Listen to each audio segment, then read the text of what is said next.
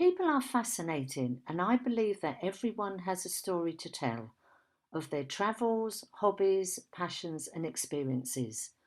I want to get those stories told so they can entertain, inspire, and showcase the amazing talents of people and giving you, the listener, food for thought. My guests have taken risks, put themselves out there, created businesses, or taken their passion to the next level. I feel very privileged and honoured to tell all those stories in my All About You podcast. Enjoy the conversation. Welcome to the All About You podcast. And my guest today is Maxine K Brown. Maxine is a hypnotherapist, a life coach, and an author. And today we are going to be talking about journaling, what it is, how it may benefit us, and how to do it. Maxine, welcome to the podcast. Thank you, and thank you for having me. I'm looking forward to our conversation today. I'm looking forward to this as well because I am a journaler, so I am willing to learn from you, and I think it's going to be a bit like a masterclass. Okay, Maxine, so you wear a couple of hats then. So can you just tell us a little bit about yourself? I'm now a life coach, hypnotherapist, and author. My previous life, I've had quite a few different types of jobs and everything. I was in management within retail, training, but my passion was teaching and helping others. And so a few years ago, I did lots of different coaching courses, hypnotherapy course. I now live on a narrowboat, and so I can continue my passion via Zoom. It works perfectly well for my new lifestyle. Excellent. So, Maxine, let's talk about journaling. We want to really clarify what journaling is. Let's start there. Yeah, journaling is basically it's a brain dump. It doesn't have to be on a daily basis, but most days you just write in your journal. It can be anything. It can be just a notebook. It can be a scrap of paper. If it's whatever you feel comfortable with using, and just write out your thoughts.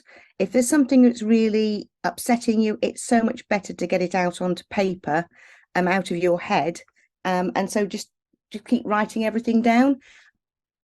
Also, it's a good way of writing down positive thoughts, and as well. So whenever you're doing it, try and end something on a positive. So it's not all negative thoughts that are coming out. You need to look at the positive side of things as well. And when it's written down and you reread it, sometimes you can take out the positive from it. It's not as bad as it actually seemed. And it's a good way of remembering the good things that have happened for the day as well. So it's a combination of everything that's all scrambled in your head. You're getting it out onto paper. I must say, for me personally with journaling, I found this quote some time ago, and I think this is really, really good. Whatever it is you write, putting words on the page is a form of therapy that doesn't cost a dime. And that's a quote by a lady called Diana Rapp. I think it's very interesting what you say. Try and finish on something very, very positive. Because sometimes people think journaling is when you've had a tough day at work and you just want to get all the rubbish out of your head. Okay, write it down, use a crayon, use the back of a napkin, whatever. We haven't got to have a fancy notebook. You haven't got to spend a fortune on a really lovely pen. And just getting it out of your head. He said this, she said that. I wish I had said that at the time. And it then gets that out of your brain, so that you can sort of put it behind you and then carry on with the rest of your life, basically. Yeah, that's right. And also, once it's out of your head and you reread it, you can see that probably a lot of the time it's not as bad as you actually thought, because you can go through it slowly and break it down, and you can always then come up with a new answer or a new way of dealing with the issue, or if there was an issue, and go forward with that. So it's a good way of getting rid of the negativity and seeing a better way of dealing with things. And when I was sort of researching about journaling, I was looking at the different types of journaling, And I just found this list, and I'm just going to read a few of them out and see what you think about this. Daily journaling, gratitude journaling. Now, do you want Yeah. to sort of pick some points up about those? Yeah, I mean, to be honest with you, yes, it's just, I think it's just fancy names, and it's trying to confuse a lot of people, because journaling, yes, you can just have a reflective journaling. So you're obviously reflecting on your day previous and things like that, and you're writing all about that. Gratitude, thank you for something that's happened to you again. And then obviously you've got your daily journaling. But really, you need to put all of it in, because you want to be thankful about things. You want to write down your feelings and what's happened, so you're looking at the good, the bad, and everything else in between. And you are reflecting all the time anyway, because when you're writing everything down, it's a reflection of what's happened previously. You don't journal very often of going forward. You can write down what you want to happen going forward. That isn't the main idea of journaling. It's really of it is reflective majority of it. Can you talk about a journaling practice? Is there any preparation we should make? Me personally, I don't feel it has to be an everyday occurrence, because some days you just probably haven't got the time, and you don't got nothing to put in, and you don't want it to become a chore. It's got to be something that you enjoy doing and you're going to benefit from it. So personally, I sit down with a cup of tea, and I have a book, and I sit down and I just literally write down. It doesn't, a lot of it doesn't, it's not in full sentences. It doesn't have to be a script or anything like that. It's just literally writing everything down that you feel needs to go into your book. And then at the end of it, I always write down a minimum of 2 positive words to go forward, because I write my journal in the morning. But some people can do it in the evening once they've finished work and had an evening and sitting down quietly. But I think you need to sit down quietly, and so that you can reflect on what has happened and what you want to write down, and then reread what you've written, because that's when it starts triggering ideas and how you can change what happened if there's something that you didn't like, and then what's going to go, going forward, you think, I can do it that way. I mean, this is amazing. I mean, I have journaled for quite a number of years now, but your idea, Maxine, of finishing with 2 positive words, I journal in the morning, so rather like you, finish with 2 positive words, that is fantastic. I wish I'd heard this years ago. And also rereading, I never do that either. I literally will sit down first thing in the morning and I will write, it could be 3 lines, it could be half a page, but I Yeah. never reread it, which is something I'm going to start doing, and then finishing with the 2 positive words. I love that. Yeah, it just sets you up for the day, because sometimes it can be a lot of negativity that you're getting out of your brain and everything. And so if you're actually closing that book on a negative thought, you're going to carry that out throughout your day. And so if you just, and it doesn't have to be anything spectacular, the positive ideas or positive words or anything, but it's just something that comes to you that makes you smile. And that's the main thing, is to end your journaling morning or evening practice with a smile, because then it's setting you up for the next few hours. If we talk about a journaling practice in the morning, you could be journaling on, did you sleep well, or was there something rolling around in your brain? Reading it through again, your 2 positive words. Can we talk about nighttime journaling? Because we often hear about people who journal at the end of the day. Is there a difference? Not so much, but again, you definitely want to. I mean, the main thing for that one is to make sure you finish definitely on a positive words, because you're going to then go and relax and go to sleep. And if you've got everything, if you've read through, and if it's been a tough day and you've got real negativity in there, and you're going straight to bed on that negative thought, because it's still going to be in there when you've read through it and everything, even though you've taken it out, and you've probably come up with a way of handling things differently and doing things different the following morning, which is going to give some positivity. You definitely need to have your positive words, because you're then going to go to bed, and you need that positivity to be able to fall asleep and keep focused. And also a good way, I think, if you're doing an evening journal, it's probably a good idea to listen to some soothing music as well, so that when you go into bed, you can do a bit of meditation, and it's nice, quiet, and you relax properly and go into a good night's sleep. I love that idea about evening journaling, relaxing tea and relaxing music, as in it's a nice ritual at the end of the day. So Yeah. you're relaxing yourself, you're getting stuff out, but you're still using those positive words at the end of the day to take you into a good night's sleep. Yeah, definitely. It's needed, because otherwise your head automatically looks to the bad things, and you want to look forward to the good things.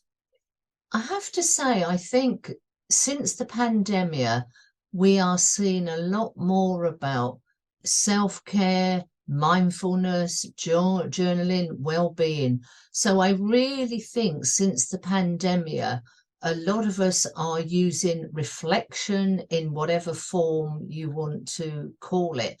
But I think this is a huge thing since the pandemic.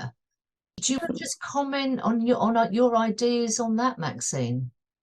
I think so. I mean, I got into it because I was going through a really tough time quite a few years ago now, and I didn't want to discuss what I was going through with lots of people. And I think, and especially so since the last few years, how we've had to live and everything, you've not had the opportunity of going to sit down with people and talk to people. And so when you're alone, which a lot of people have been, it's a great way of getting everything out of your head. And I think that is so important, because if some things keep going round and round, it always comes out worse, and it gets bigger and bigger, and then that's when you can't cope with things. And I think that's over the last couple of years, when we had the pandemic, it was awful for people because they couldn't go and seek support very easily. And I think self-help has grown hugely over the last few years because of this. And so it's a really good way doing a general self-help, and you don't have to pay out lots of money for it. You don't have to have to go and visit anybody. You can sit quietly, and then if you still feel something not quite right, then you can seek help, because you can say, look, I've tried this and I've tried that, I'm still needing that extra support. And then you can go and discuss it if you're needing answers as well, because sometimes you can find the answers yourself, and your head and brain will listen to yourself more than listen to somebody else, because you'll be thinking somebody else is telling you how to live your life, and it's better if you can work it out yourself. I think that's a very valid point. I know, if I've had a particularly upsetting situation, I cannot wait to journal, and the pen just does not move fast enough across the page. Everything is coming out jumbled. I'm writing and then I'm scribbling it out, but it's just I want to get it out of my brain, but no one's going to read it, and it just makes you feel lighter just getting it out on the page and just write, whether it's half a page or whether it's 16 pages, it really doesn't matter if you just get it all out there. I've noticed as well, I mean, I'm a big stationery person, but I mean, we're seeing these journal books that are coming out basically a sentence a day. That seems to be something I've seen now, where you just write one sentence. I mean, I guess that has its place. I mean, I have never written just one sentence. The minimum is probably sort of half a page. I mean, if somebody else read it, they oh, how boring. I commented on something that happened, whatever. But that doesn't matter. It's personal for us, isn't it? That's the number one thing. Yeah, it is. And it's, I mean, another really good way as well, as while you're doing your journal, if it's a specific person that's really bugged you and got it under your skin sort of thing, write a letter to that person, not to give them, but it's to tell them how you're feeling. And if you want to obviously verbally go and speak to them again, but it's when you can actually write down how you're feeling up to them, and just put it into your journal, because you've told them, and you feel it's a lot stronger for being able to stand up for yourself and tell them exactly what your thoughts are. And sometimes, and it's not always because you want to go and physically tell them that, because it probably won't work and it probably cause too much trouble for you, and it's not the right thing to do. But if you're actually writing a letter to them and telling them how you feel, it will help you. I mean, that is such a brilliant idea, isn't it? It's Mm, journaling, but it's taking it one step further, as in you are writing to that particular person about the incident or how you were made to feel. That yeah, is just absolutely brilliant. I love that. yeah, it does definitely helps because you can get all your anger out. I say you can put it into your journal and keep it, but the other good thing is to screw it up and then put it into the fire, or and shred, or just shred it up. So it's literally you've said what you want to do, you've shredded it up, and it's forgotten, and you start again fresh. And that's it. You can move on from that Yes, situation. absolutely. This may be a bit of a weird question, though, Maxine. In your experience, are men good journalists? My experience is it's only women for some reason. Yeah, I've only come across really small amount of men that do journaling. I think they don't feel it's a man thing to do, which is a shame because it helps everybody. But I say over the last couple of years, I think because the world is discussing male mental health more, it's becoming more popular. I mean, I advocate because I think it's such an important thing to do so it's female, male, children, everybody should be doing it. I think men can think it's a mamby-pamby thing and it should be just women that do it. So, but hopefully more and more men will start doing it, and it'll help them too.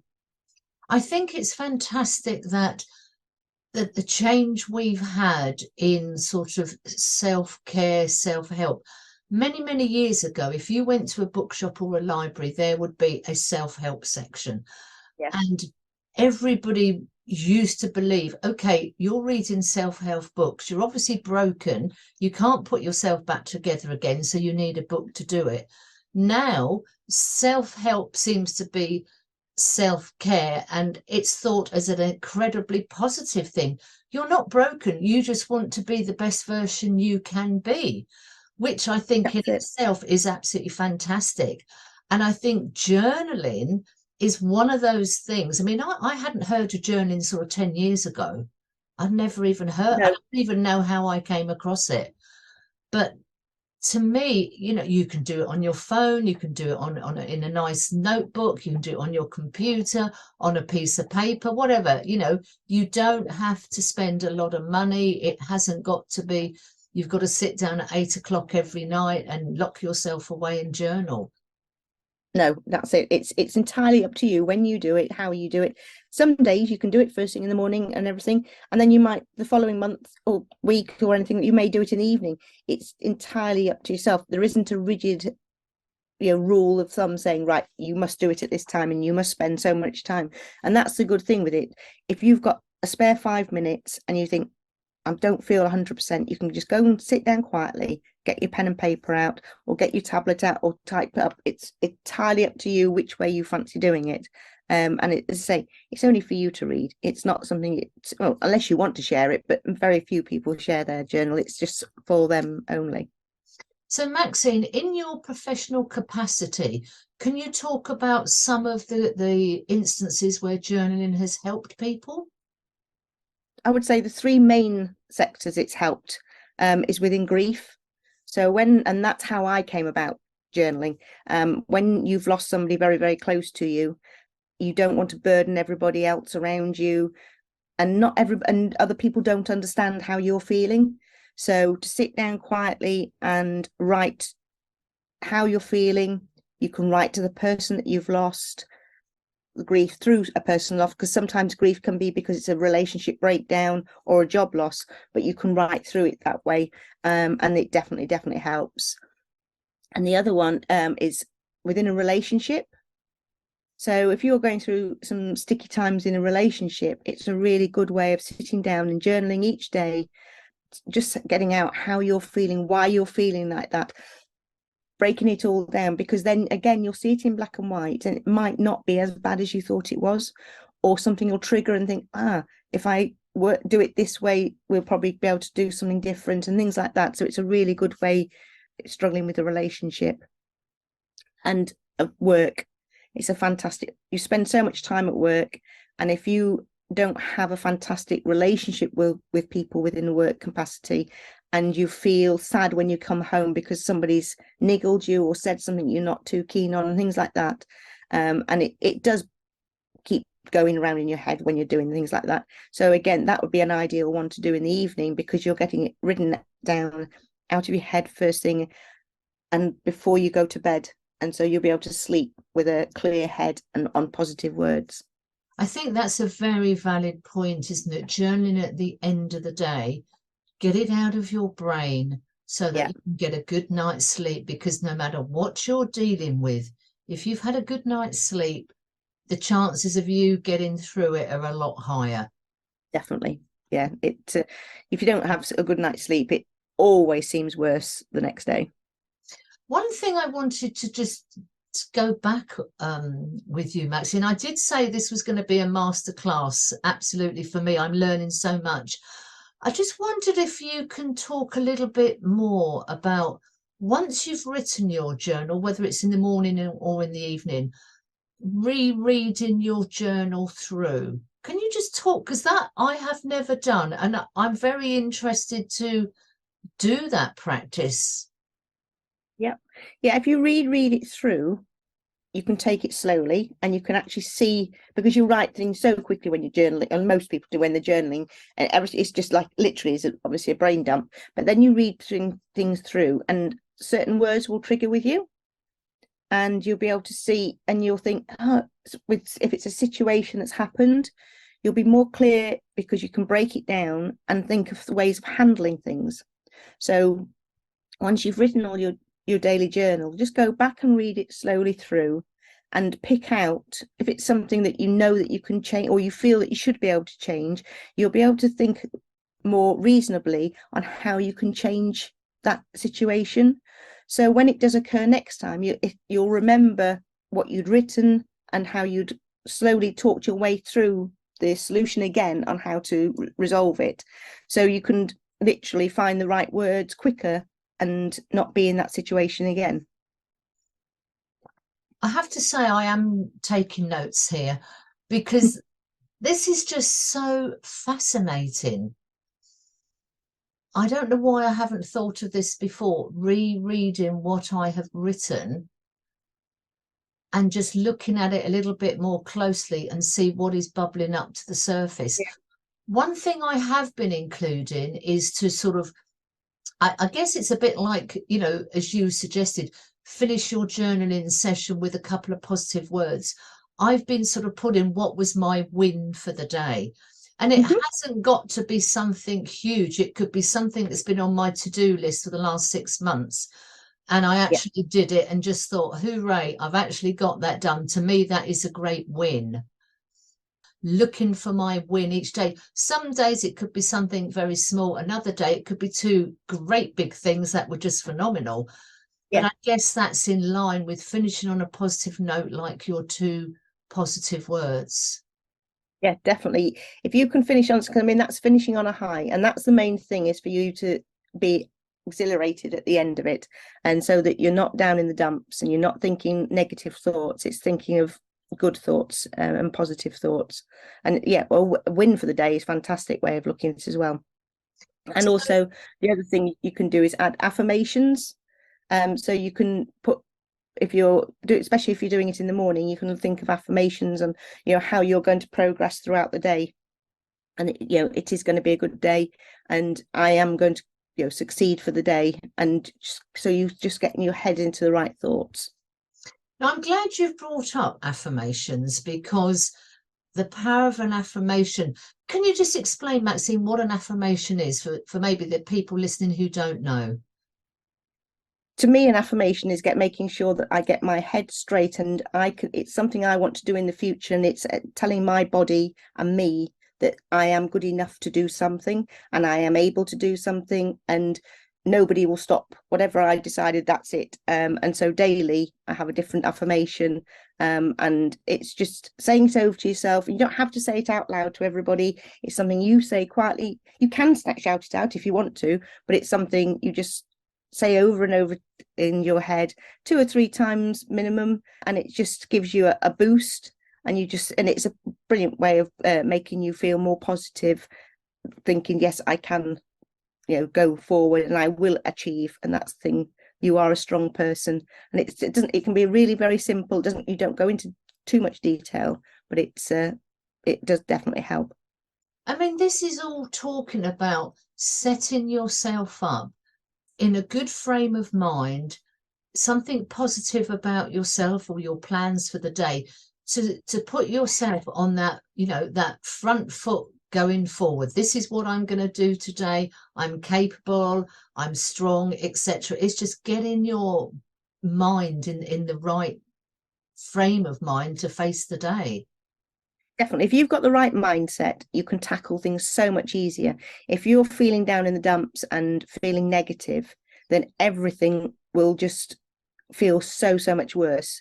So if you can set yourself up in that first start of the first hour of the morning, then you will be able to cope with whatever's thrown at you. And then at the end of the day, you can write all about it as well in your journal. I mean, there's nothing stopping anybody from journaling in the morning and the evening. You can split yourself, there's no big rules about it. If it helps you, do it first thing in the morning and last thing in the evening too. This is all about setting yourself up in the best possible way to go forward with your day. I mean, we've talked about journaling. Can you give us an idea of a good journal practice? I mean, sometimes there are certain questions. I mean, we can look on Pinterest, we can just Google an example of journal questions, or we can just sit there and we can just write away.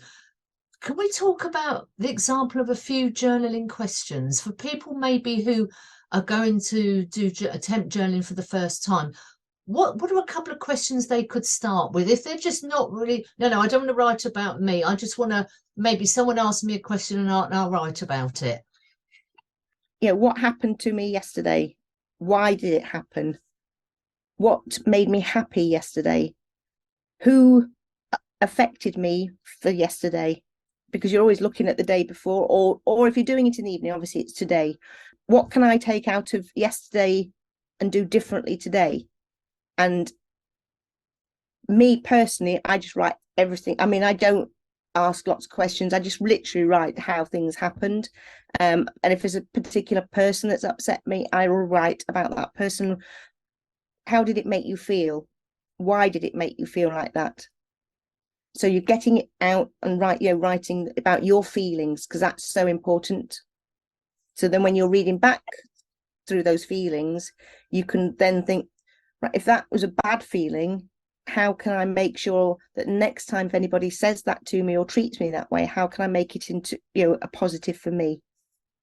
Yeah, I think sometimes when you talk to people about journaling, some people, oh yeah, that's the people that have had a mental breakdown and have got depression.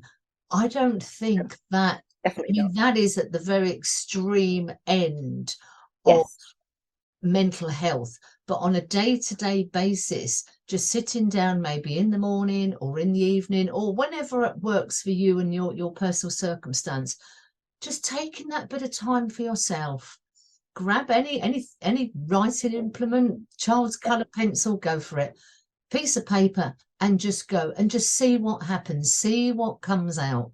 No one's going to read it. It hasn't got to be grammatically correct. You might screw it up and put it in the bin afterwards. You might put it away somewhere and get it out the next day and see how you feel about that situation. Yeah, definitely. It's not set in stone when you should be doing it or anything like that. Also, you've got to think about it, the goodness, it's because it's you having you time. Not lots of people take that you time. So it's an ideal time. It can, for however long, even if it's only 5-10 minutes, but it's you time. And that is so important to have. I think that is brilliant advice, Maxine. It's you time. Yeah. Even if you just find that 5 minutes for yourself. And I love the idea. Make a cup of tea, put some relaxing music on and just sit and journal and see where it takes you. I think is brilliant. Maxine, where can people contact you if people want to get in contact with you because you're an author, hypnotherapist? I have a website, MKB Life Coach, and I'm on social media. Again, it's MKB Life Coach. So if you type that into Google, you'll be able to find me on all the different platforms. And also all my books are available on Amazon.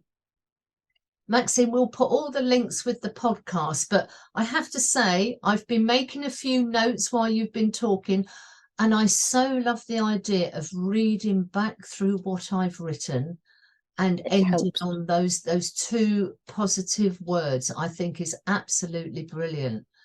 Any final Brilliant. words on journaling before we finish, Maxine? I would just say, if you haven't started, there's never too late to start, and you will be amazed how much it helps you. Oh, I think that is fantastic advice.